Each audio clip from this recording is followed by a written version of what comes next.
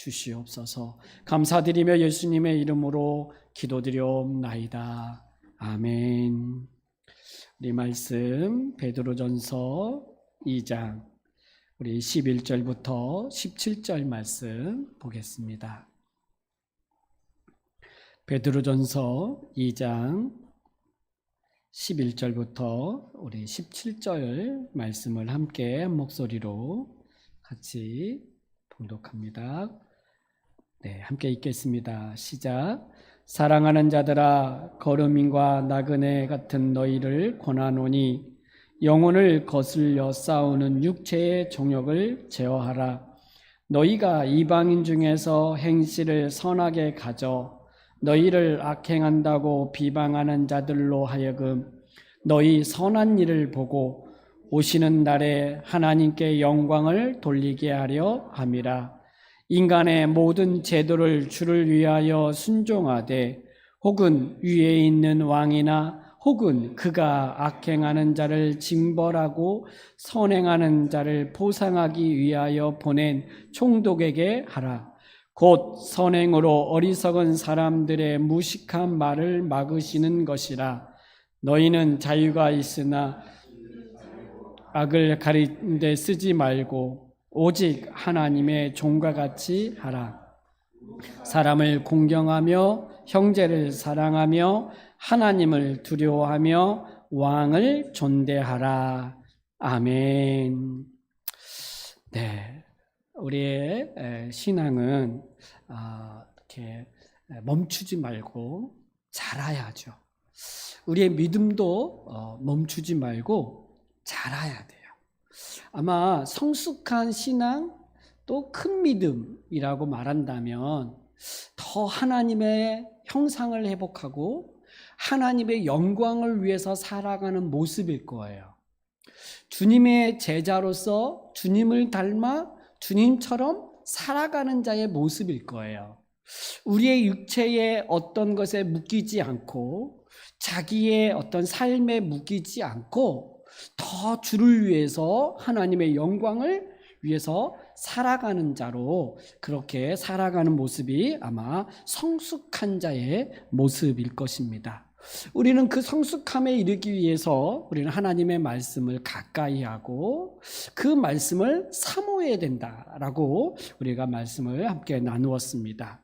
그 말씀으로 거듭나고 십자가 복음으로 말미암아 새 생명을 얻어서 새로운 삶을 살아가죠. 우리는 예수님을 보았기 때문에 믿거나 예수님을 보았기 때문에 사랑하는 게 아니에요. 우리는 하나님의 말씀을 듣고 그 말씀을 들음으로 말미암아 믿어 구원에 이르렀고 그 믿음으로 말미암아 예수님을 사랑하는 자들이죠. 그러니까 오늘 우리는 보았기 때문에 우리가 믿거나 구원 얻는 게 아니고 말씀을 들어 그 말씀을 믿음으로 말미암아 우리는 구원을 얻고 또 우리는 새 생명을 가지고 살아가죠.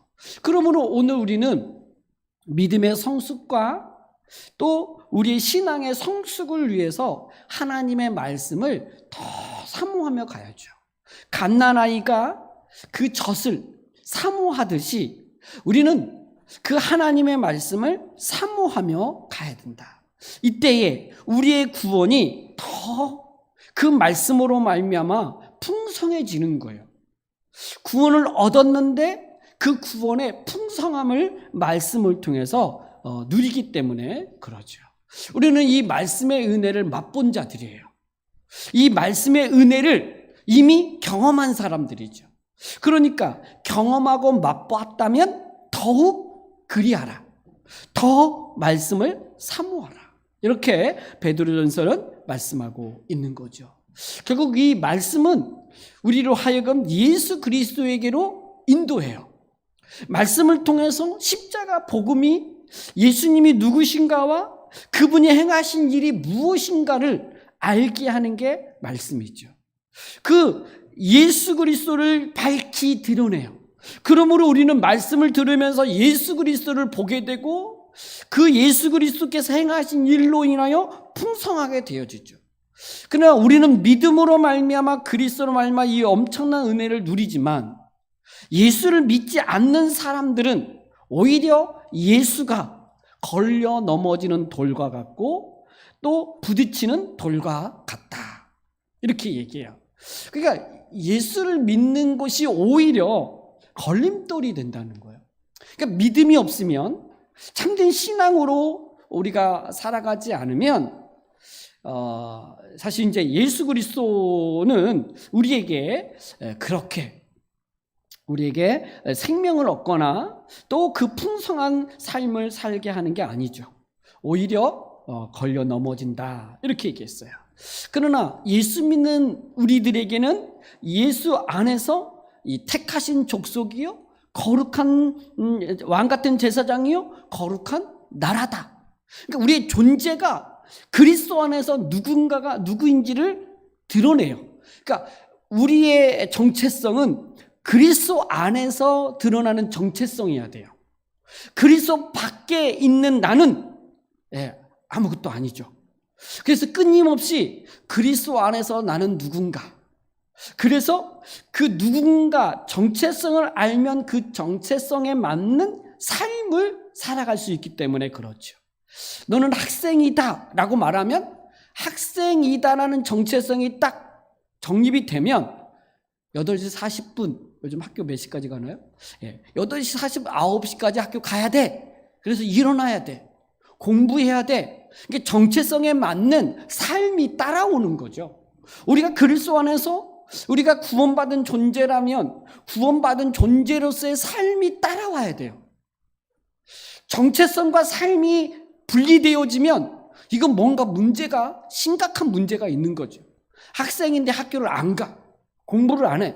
그럼 학생이 아니거나 지금 심각한 문제가 일어났다는 이야기죠. 근데 성경은 우리에게 너는 누구인가와 그리고 예수 그리스도 안에서 어떤 존재가 되었는지를 이야기하면서 그에 합당한 삶을 요구를 해요. 그러니까 그런 삶을 살아가는 것이 마땅하다는 이야기예요. 그 이상한 게 아니라, 학생은 학교 가는 것이 이상한 게 아니라 정상적인 거예요. 신자는, 예수 믿고 구원받은 성도는 거룩하게 살아가는 것이 이상한 게 아니라 옳은 거예요. 이렇게 이야기하죠. 그래서 오늘 11절부터 또 우리의 정체성이 이야기한 다음에 우리는 어떻게 살아야 되는지를 말해줘요. 삶의 이야기를 하는 거죠. 근데 11절에 보면 또 다른 정체성, 우리가 누구인지를 또 말해주는데, 사랑하는 자들아 거류민과 나그네 같은 너희를 권하노니. 그러니까 너희는 누구다? 거류민이고 나그네다, 이렇게 말하는 거잖아요. 근데 사랑하는 자들아, 그러니까 사랑을 받는 거류민과 나그네이죠. 이들에게 권하는데, 이 영혼을 거스릴러 싸우는 육체의 정욕을 제어하라, 이렇게 말하는데, 먼저는 우리가 2장 9절에서 우리가 말씀을 들은 것처럼 너희는 택하신 족속이요 왕같은 제사장이요 거룩한 나라요, 이렇게 하면서 너희가 어두운 데서 불러내어 그의 기이한 빛을 들어가게 하신 이의 아름다운 덕을 선포하게 하려 함이라. 그러니까 정체성을 말한 다음에 너는 어떻게 살아야 되는지를 딱 말해주죠. 근데 오늘 11절에서도 거루민과 나그네라는 표현으로 우리의 존재, 정체성을 말해줬어요. 여러분, 거루민은 뭐예요? 영주권이 없는 외국인이죠. 어떤 일정한 기간 안에만 머물 수 있는 외국인이에요. 이걸 이제 거루민이라고 그러죠.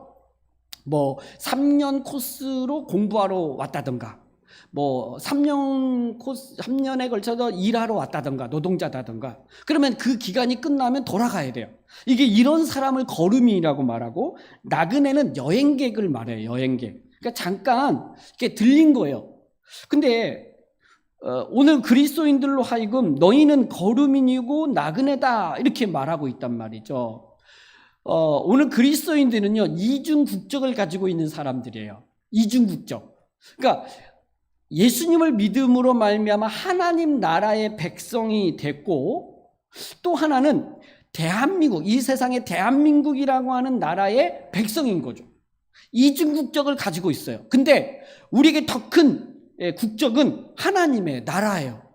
그러니까 하나님의 나라의 관점에서 우리는 누구냐면 거루민이고 나그네예요. 이 땅에서 잠깐 어떤 목적을 가지고 머물고 있는 거루민이나 나그네 같은 존재이라고 말하죠. 아마 이 이야기를 들을 때 1차 독자들은 고난받는 성도들이라 그랬어요. 그러니까 이 고난이 일시적이고 영원한 게 아니라는 거예요.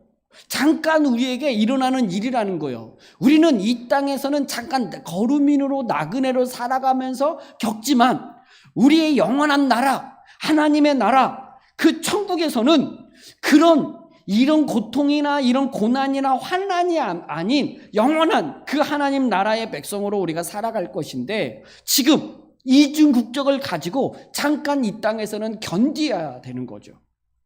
여러분, 거루민들이 이렇게 외국인으로 이 땅에 와서 뭐 목적을 가지고 일할 때 아프거나 무슨 일을 당할 때 보호를 많이 못 받아요.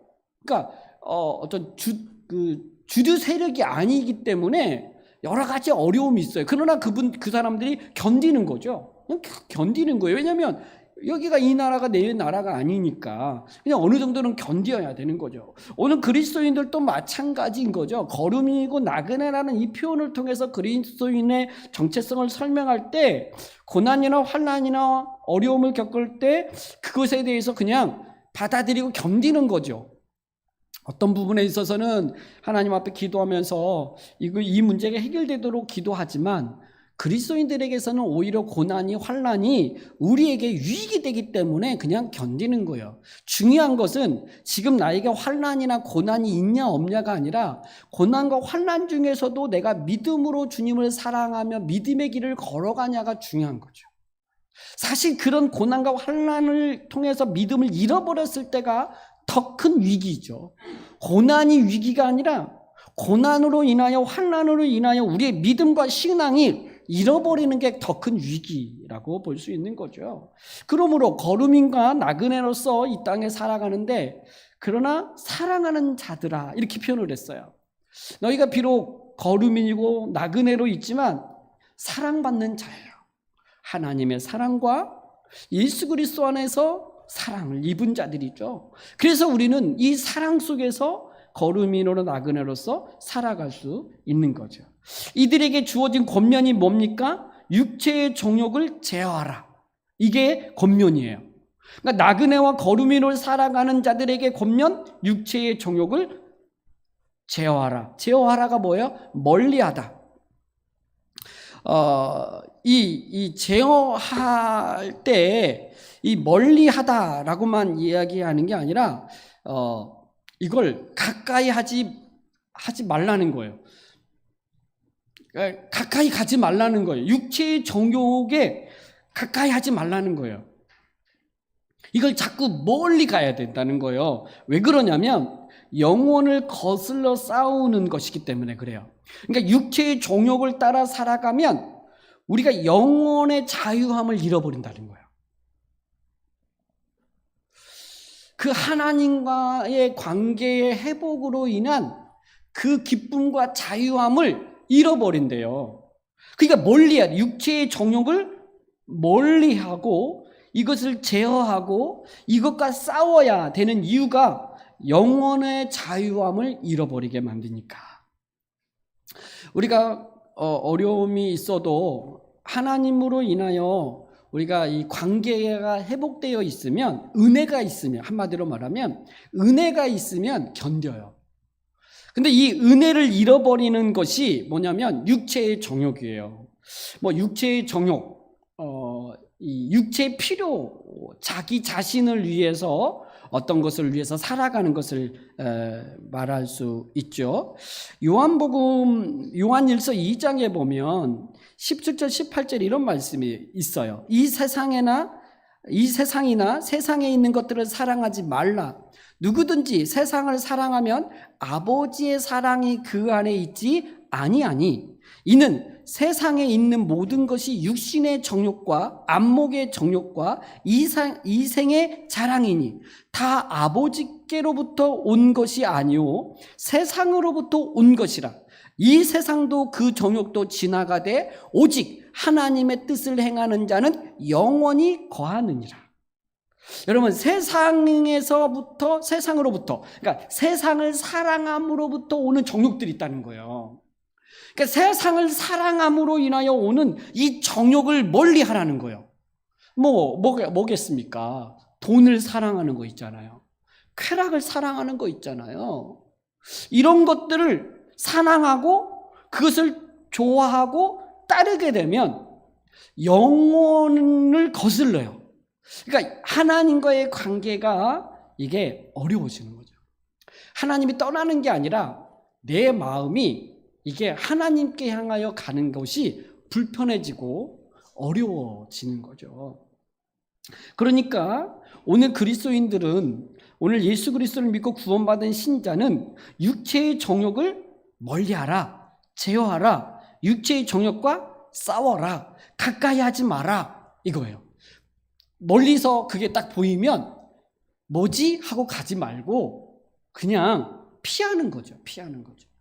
근데 이게 쉽지는 않아요. 우리가 이 세상에서 결국 그런 것들과 어울려서 살잖아요. 돈을 끊고 살 수 있나요? 우리의 정욕을 끊고 살 수 있나요? 그렇지 못해요. 근데 인간에게 주어진 삶에서 필요한 것들이에요. 근데 그 필요한 것이 과해졌을 때 해가 되죠. 저는 먹는 기쁨이 우리 사람에게 있어서 굉장히 크다고 생각해요. 이게 이 먹는 욕구 있잖아요. 식욕. 굉장히 기쁨이 있잖아요. 근데 먹는 기쁨이 있다고 그래가지고 모든 걸 다 먹어버리면, 또 너무 많이 먹으면 몸이 해가 돼요. 병에 걸리거나 몸에 문제가 생기잖아요. 그러니까 이것이 어느 정도 적절한 선을 유지하는 게 쉽지는 않지만, 그러나 이것이 결국 하나님과의 관계에서 문제를 일으키거나 멀게 하면 이걸 멈춰야 돼요. 이걸 멈춰야죠. 영혼을 거슬러 싸우는 육체의 정욕을 제어하라. 육체의 정욕을 제어하지 않으면 영혼의 자유함을 잃어버린다.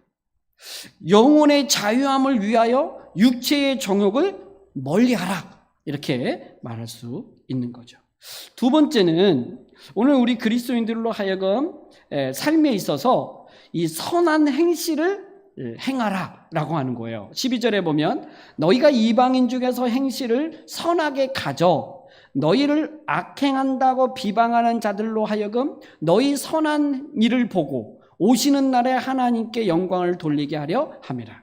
결국 우리로 하여금 또한 두 번째 권면하는 게 뭐냐면 행실에 있어서 선을 행하라는 거예요. 선을 행하라. 우리가 사람 앞에서 선을 행할 수 있어요. 그러면 사람들은 와, 착한 사람이다, 이렇게 말하죠. 근데 우리 그리스도인들은 사람 앞에서 선을 행하기 전에 하나님 앞에서 선을 행해야 돼요. 그러니까 사람 앞에 인정을 못 받는다 할지라도 하나님 앞에서 선을 행할 때 결국 사람들은 우리의 선을 오히려 비방할 수도 있고 우리의 행위를 악하다고 말할 수 있어요. 그러나 우리가 하나님 앞에서 이것이 선이고 이것이 하나님의 뜻이라고 생각한다면 우리는 행하는 거예요. 그것 때문에 사람들이 비방하고 우리를 악하다고 조롱한다 할 수도 있지만, 그러나 궁극적으로 마지막 때에 주님이 오시는 그날에, 아니 하나님께서 그것을 밝히 드러낼 때 사람들은 알지요. 우리의 행위가 선이었음을. 그래서 그들이 오히려 하나님께 영광을 돌리게 한다는 거예요. 그러니까 사람 앞에서 하면 사실은 사람들에게 인정받지 못하거나 사람들에게 칭찬받지 못하면 우리는 그 선을 멈추거나 아니면 왜곡시킬 수도 있죠. 우리는 사람 앞에서 하는 게 아니라 우리의 선은 하나님 앞에서 행해야 되는 거죠. 왜? 우리는 예수 그리스도를 믿어 구원받아 하나님 앞에서 살아가는 자들이기 때문에 그렇다는 거죠. 이런 인식과 생각의 전환, 관점의 전환이 참 중요하다고 생각해요. 왜냐하면 사람과의 관계 속에서 우리는 살아가잖아요. 늘 사람과 부딪히고 사람들의 인정과 칭찬 속에서 우리는 먹고 살아가요. 그런데 그것보다도 더 높은 차원에서 우리는 하나님 앞에 있는 존재라는 인식과 하나님 앞에서 이것이 옳고 선하고 하나님의 뜻이니까 행하는 것이지 사람이 내 행위를 좋다고 여기기 때문에 행하는 게 아니라는 거죠. 나중에 이것이 드러난다는 거예요.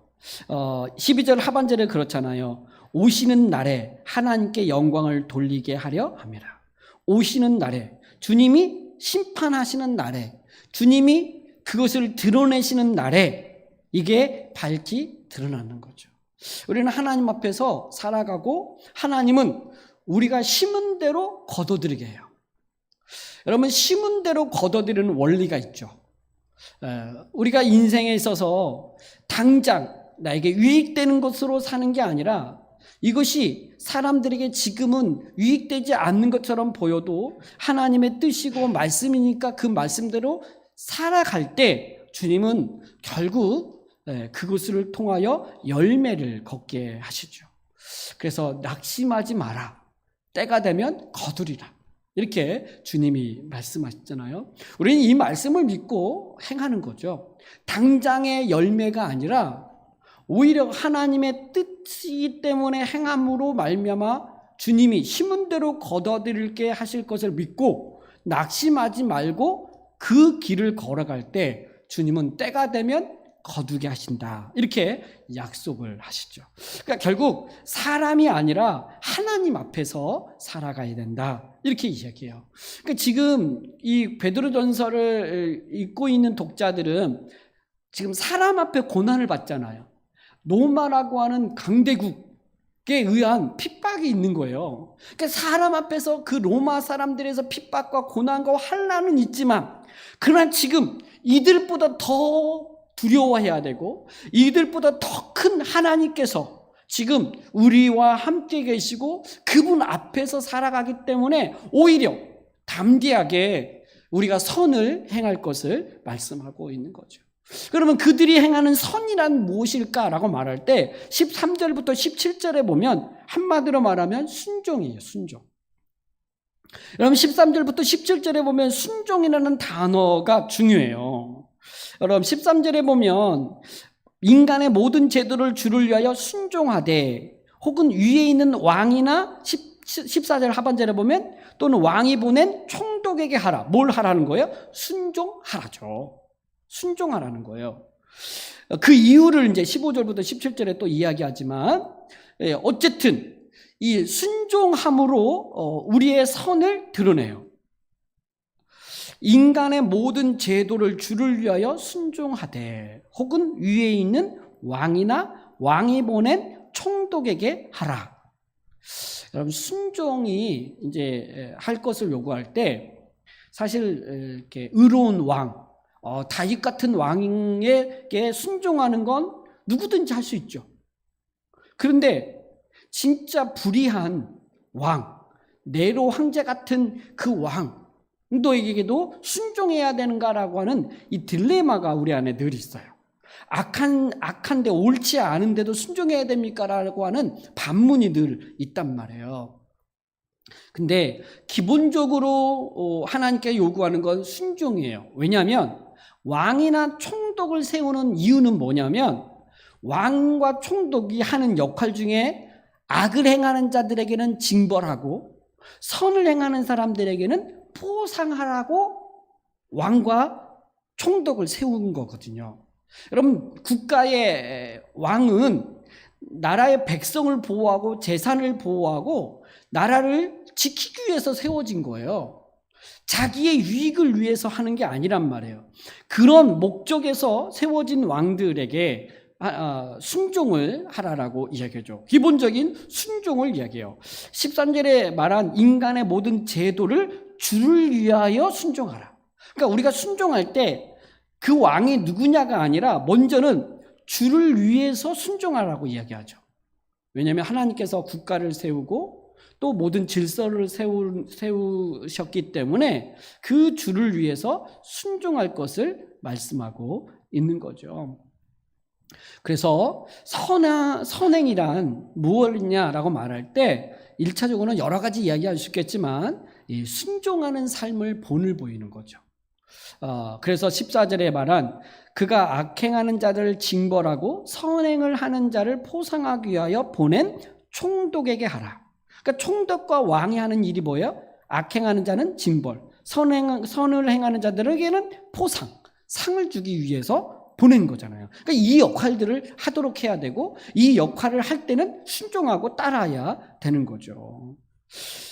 사람들은 우리가 그러니까 이런 15절 때문에 곧 선행으로 어리석은 사람들의 무식한 말을 막으시는 것이라. 그러니까 그러니까 순종함으로 우리가 이 어리석은 사람들의 무식한 말을 막게 하라는 거예요. 그러니까 별 이야기 다 하겠죠. 저 사람에게 순종하는 것이 무슨 하나님께 순종하는 거냐, 이것이 옳은 거냐, 막 이야기하겠죠. 그러나 결국은 하나님은 순종하는 자들을 통해서 일하세요. 하나님은 순종하는 자들을 통해서 역사해 가시거든요. 그러니까 이게 거슬거나 옳다라고 말해서 뭔가 해도 그것을 불의한 자들은 꼭 그 시문대로 걷어들여요. 그래서 선을 행할 수 있도록 하고 또 왕과 총독도 그 제도 하에서 그 옳은 역할을 감당하도록 기도하라. 이렇게 이야기를 하는 것이죠. 우리 그리스도인들은 이 사람의 어떤 제도나 또 이 세상의 임금이나 왕이나 총독에게 이렇게 묶이지는 않아요. 예수 그리스도 안에서 구원을 얻어서 정말 하나님 나라 백성으로서 자유를 얻은 자들이에요. 우리는 어떤 것으로도 우리를 묶이는 게 없어요. 하나님 앞에서 자유한 자들이죠. 그렇다고 그래서 이 자유한 몸을 또 자유해졌다고 해가지고 이 자유를 자기를 위해서 또 악을 드러내는 데에 쓰이지 않도록 해야 돼요.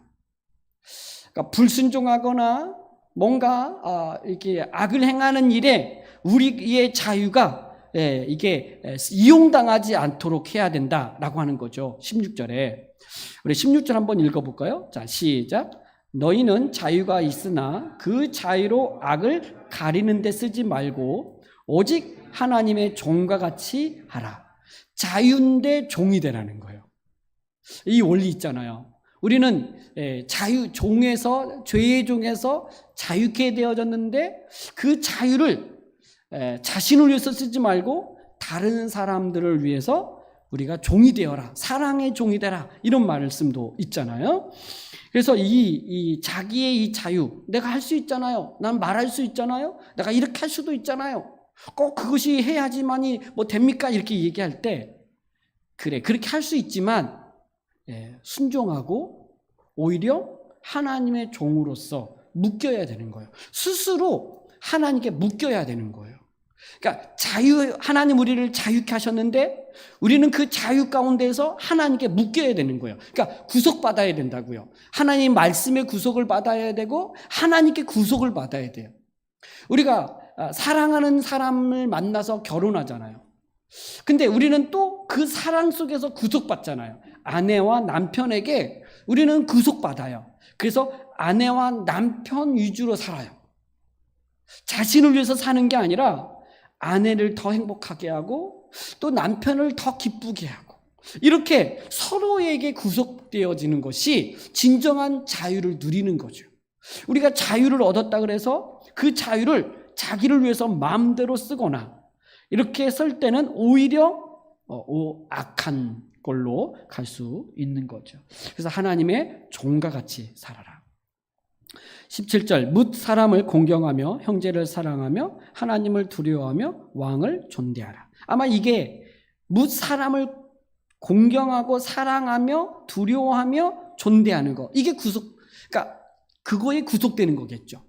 내가 자유하지만 사람을 공경해.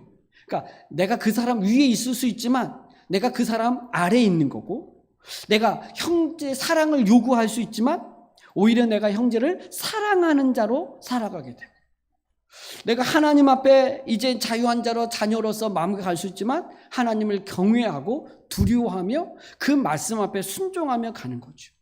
이게 오늘 그리스도인들이 살아가는 삶의 자세와 태도의 모습이고, 오늘 우리가 그리스도 안에서 어떤 정체성을 가졌다면 그에 맞는 삶의 모습이 이거다라고 말씀해 주고 있는 거죠. 우리는 세상에서 이것과 반대되어지는 것들을 많이 주입받아요. 너 자신을 위해서 살아야 돼. 너의 행복을 추구해. 너를 사랑해. 이렇게 이야기하죠. 그러니까 세상은 나에게 집중시켜요. 근데 기독교는 나를 부정하게 만들어요. 그리고 하나님과 다른 사람에게 집중하게 만들어요. 그러니까 세상과 기독교의 가치관이 다른 거죠. 세계관이 다른 거죠. 이 충돌 속에서 바르게 정립되지 않으면 굉장히 혼란스러워요.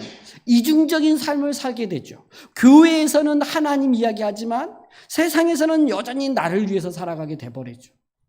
근데 우리 성경은 우리 그리스도인들에게 그게 아니라 우리의 그 하늘의 정체성과 이 땅의 정체성을 드러내면서 하늘의 정체성과 이 땅에서의 정체성을 가지고 분명히 알고 살아갈 것을 이야기해요. 저는 이 구절은 하늘의 정체성이라고 생각해요. 예수 그리스도 안에서 택하신 족속이요 왕 같은 제사장이요 거룩한 나라다. 이게 그리스도 안에서 하늘에서 주어진 정체성이에요. 그러나 11절은 우리가 이 세상에서 살아가는 존재로서 거루민이에요. 나그네예요. 어떻게 보면 주류의 부류가 아니에요. 이 비주류의 사람들이란 말이에요. 어떤 기득권이 아니에요. 그러니까 이 세상에서 기득권처럼 살아가려고 해버리면 우리는 모든 걸 잃어버리는 거죠. 우리의 영혼을 거슬려 싸우는 육체의 정욕에 빠져버리는 거죠. 그래서 우리는 분명히 알고 우리가 이제 그리스도 안에서 어떻게 살아가야 될까 할 때 작은 것부터 순종을 해보고 작은 부분에서부터 사랑을 하고 작은 부분에서부터 자기를 부인하고 하나님과 다른 사람을 위해서 살아가려는 삶의 영역들을 만들어내는 이것들이 필요하마 할 거예요. 이거 없으면 안 됩니까? 아니요. 우리가 예수 그리스도 안에서 구원을 얻은 존재예요. 하나님의 자녀요 백성이란 말이에요. 우리는 그리스도 안에서 이 정체성을 부정되지 않아요. 다만 그에 합당한 삶을 못 사는 것뿐이죠.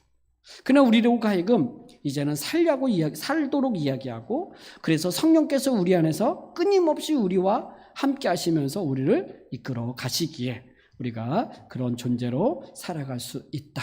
이걸 믿고 살아내는 저와 여러분이 되기를 주님의 이름으로 축복합니다. 하나님 감사합니다. 오늘 또 우리가 그리스도 안에서 내가 누구인지 내가 어떻게 살아가야 되는지를 분명히 알고 다시 한번 말씀으로 우리를 새롭게 하여 주셔서 그 말씀대로 우리가 그 합당한 삶을 살아낼 수 있도록 주님 축복하여 주시옵소서. 감사드리며 예수님의 이름으로 기도드리옵나이다.